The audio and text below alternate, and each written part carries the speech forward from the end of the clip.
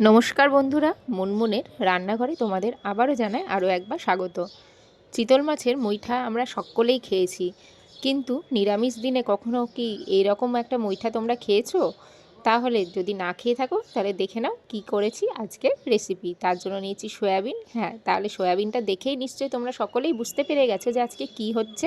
আর মুইঠার নাম শুনেই নিশ্চয়ই কিছুটা আন্দাজ তোমরা করতেই পারছো। ঠিকই ধরেছো বন্ধুরা, আজকে করব সয়াবিনের মুইঠা। চিতল মাছের মুইঠা তো আমরা সকলেই কম বেশি খেয়েইছি, সবাই ভীষণ প্রিয়। তবে বলতে পারি এইটুকু, চিতল মাছের মুইঠাকেও কিন্তু হার মানাবে এই সয়াবিনের মুইঠা। তাহলে চলো দেরি না করে শুরু করে দিই। তার জন্য সয়াবিনকে ভালো করে সেদ্ধ করে নিচে একটু গরম জলে ভিজিয়ে রেখে তার মধ্যে ধনেপাতা কুচি আর জিরে আদা বাটা, লঙ্কা, একটুখানি সামান্য জিরে গুঁড়ো, সামান্য হলুদ, সামান্য পরিমাণে লবণ, একটু লঙ্কার গুঁড়ো, একটু চাট মশলা, একটু সামান্য চিনি, আর সব থেকে বড় কথা সয়াবিনটাকে ভালোভাবে একটু মিক্সার জারে গ্রেট করে নেবে, নিয়ে ভালো করে কিন্তু মাখিয়ে নিতে হবে। আর দেখো মাখানোর পর আমার সয়াবিনটা কেমন একটু ঝুরঝুরে টাইপের হয়ে গেছে, এই জন্য আমি আবারও 2 চামচ মতো বেসন এর সাথে অ্যাড করেছি, কারণ একটু ভালো মতো, আর 1 চামচ দিয়েছি একটু চালের গুঁড়ো। আমাদের এই সয়াবিনের মুইঠা, আর এটা রুটি হোক, পরোটা হোক বা দুপুরের আমাদের লাঞ্চে হোক, এই মুইঠা যদি তোমরা একবার খাও তাহলে বিশ্বাস করবে না, অসাধারণ আর অমায়িক কিন্তু স্বাদে হয়েছে এই মুইঠাটা। তাহলে এইভাবেই হাতে কিন্তু মুঠি মুঠি করে এইভাবে মুইঠাটা বানিয়ে নেবো। আর সবজির যে গ্রেভি বানাবো তার জন্য কেটে নিয়েছি আলু, নিয়েছি একটা ক্যাপসিকাম, আর নিয়েছি একটা টমেটো। সম্পূর্ণ নিরামিষ, একেবারে পেঁয়াজ রসুন ছাড়াই এই মুইঠাটা আমি কিন্তু আজকে তৈরি করব। দেখো আলুগুলো বেশ ডুমু ডুমু করে আমরা কেটে নিয়েছি, তোমরা তোমাদের সাইজ মতো কিন্তু কেটে নিতেই পারো, তবে কোনো অসুবিধেই নেই। এইভাবে যদি কাটতে পারো বা ছোট ছোট করেও কেটে কিন্তু তোমরা করতে পারো। আলু আমার কাটা প্রায় একেবারে রেডি। এদিকে নিয়ে নিয়েছি আমি ক্যাপসিকাম। আর তোমাদের আমার ভিডিওগুলো কেমন লাগছে, আর তোমরা কে কোথা থেকে কোন ভিডিওগুলো, আমার এই যে ভিডিওগুলো তোমরা আমার দেখছো এদিকে তা ক্যাপসিকাম, কিন্তু জানিও। আলু আর আমার টমেটো একেবারে কাটা হয়ে গেছে। টমেটোটা আমি একটুখানি গ্রেট করে একটু গ্রেভি বানিয়ে নেব। তোমরা চাইলে গোটাও কমেন্ট বক্সে জানিও, কোনো অসুবিধে নেই। তবে নিরামিষ মুইঠা, যে কোনো নিরামিষ দিনে আমরা ভাবি কী খাবো কী খাবো, তার জন্য এই মুইঠা কিন্তু একেবারে তোমাদের জন্য পারফেক্ট রেসিপি। আর এইভাবে মুইঠাটা হাতে মুঠি মুঠি করে আমরা কিন্তু একেবারে বানিয়ে নেব। দিয়ে ফ্রাইং প্যানে একটু সামান্য তেল দিয়ে এই মুইঠাগুলো, প্রত্যেকটা মুইঠা কিন্তু একটা একটা করে আমরা ভেজে নেব।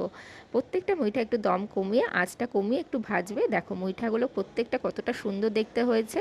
আর বিশ্বাস করবে বন্ধুরা, খুবই সুন্দর হয়েছিল খেতে, অসাধারণ। প্রত্যেকে বলেছিল যে নিরামিষ দিনে কিন্তু আমাদের প্রত্যেকের পাতে কিন্তু এরকম মুইঠা কিন্তু চাই। দেখো একটা করে প্রত্যেকটা মুইঠা কিন্তু আমার একেবারে ভাজা হয়ে গেছে, আর তেলও কিন্তু আমরা বেশি কিন্তু আমাদের লাগে না। দেখো মুইঠাগুলো দেখতে ভালো হয়েছে না? এমনি শুধু মুখেই তো আমার প্রায় একটা দুটো খাওয়া হয়েই গেছে। প্রত্যেকটা মুইঠা কিন্তু খুব সুন্দর খেতে হয়েছিল। ওই তেলেই আমি একেবারে ভেজে নেব আগে থেকে কেটে রেখেছি যে আলুর টুকরোগুলো। তোমরা চাইলে আর একটু তেল অ্যাড করতে পারো, তবে বেশি তেল আমার লাগবে না, কারণ ওই তেলেই আমার কিন্তু প্রত্যেকটা আলু ভাজা হয়ে যাবে। আলুগুলো বেশ ভাজা ভাজা করে আমি তুলে রেখে দিয়েছি। এইবার ওই তেলেই দিয়েছি কিছুটা গরম মশলা ফোড়ন, আর দিয়েছি হিং, কারণ নিরামিষ রান্নায় আমাদের পেঁয়াজ রসুনের বদলে হিংটা হচ্ছে ভীষণ জরুরি। হিং দিলে আমাদের কিন্তু রান্নার টেস্টটা বদলে যায়। এইবার দিয়ে দিয়েছি আমি একটু লঙ্কার গুঁড়ো কালারের জন্য, একটু দিয়েছি সামান্য লঙ্কার গুঁড়ো ঝালের জন্য দিয়েছি। তোমরা মশলা গুঁড়ো একটুখানি আমার ধনে গুঁড়ো, কারণ প্রত্যেকটা ভাজা মশলা যেহেতু আমার গুঁড়ো করা, সেই কারণে একটু জল অ্যাড করতে হবে যাতে মশলাগুলো বেশ সুন্দর আমাদের নরম হয়ে যায়। পরিমাণ মতো দিয়ে দেবে হলুদ, আর দিয়ে দেবে লবণ। তোমরা তোমাদের মতো কিন্তু দিতেই পারো, আর যদি কিছু মশলা অ্যাড করতে পারো তোমরা অ্যাডও করতে পারো। অন্যদিকে আমি এদিকে একটু সামান্য মগজ আর একটু পোস্ত বেটে নিয়েছি। মশলা প্রায় আমার কষানো হয়ে গেছে। দেখো মশলাগুলো কিন্তু আমার একেবারে ভাজা হয়ে গেছে, আর একেবারে লাল লাল হয়ে গেছে, তেলও একেবারে পুরোটা বেরিয়ে গেছে। কতটা কিন্তু অ্যাড হয়েছে দেখো প্রত্যেকটা মশলা, কেউ কিন্তু বলবে না যে এটা পেঁয়াজ রসুন ছাড়া।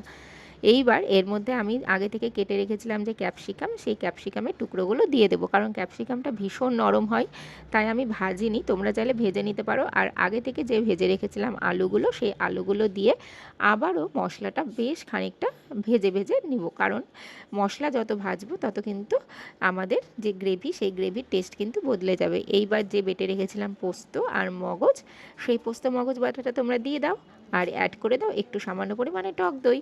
তাহলেই কিন্তু আমার মশলার অ্যাড করা শেষ। আর দিয়েছি সামান্য পরিমাণে চিনি।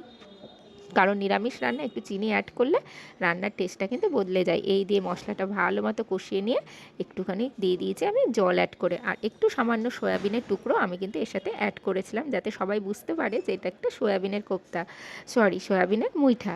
তবে তোমরা এইটুকু বলতে পারি, কেউ কিন্তু আমার রান্নাগুলো তোমাদের যদি ভালো লেগে থাকে অবশ্যই একটা লাইক, শেয়ার আর সাবস্ক্রাইব করে দিও, কারণ পুরো সবজিটা কিন্তু আমার একেবারে রেডি। ধনেপাতা কুচি আর গরম মশলা দিয়ে কিন্তু তোমরা গরম হয়েছে না, আর বিশ্বাস করবে না, রুটি পরোটা বলতে পারি বন্ধুরা, যে চিতল মাছের মুইঠার মতো খেতে কিন্তু আমাদের এই সয়াবিনের মুইঠা একেবারে। তাহলে আর দেরি না, সবাই ভাত বা পরোটার সাথে একেবারে নিয়ে বসে যাও, আর বাড়িতে কিন্তু অবশ্যই বানাবে।